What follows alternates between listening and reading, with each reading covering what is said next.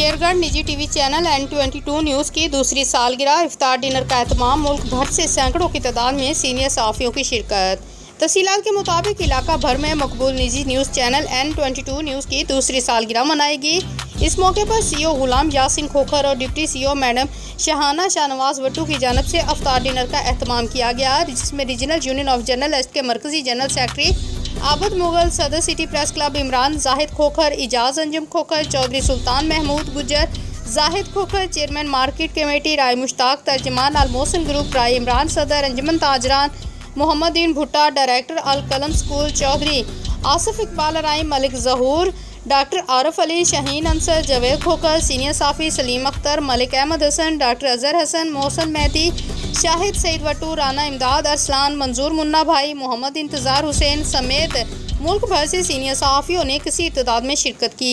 इस मौके पर मुकर्रीन ने खिताब करते हुए कहा कि N22 न्यूज़ बहुत कम वक्त में इलाका भर मस्बत सहाफ़त करते हुए अपना एक मियार बना लिया है। बिलाशुबा N22 न्यूज़ ने इलाका भर के मसाइल उजागर करने और मस्बत चेहरा उजागर करने में अहम किरदार अदा किया है।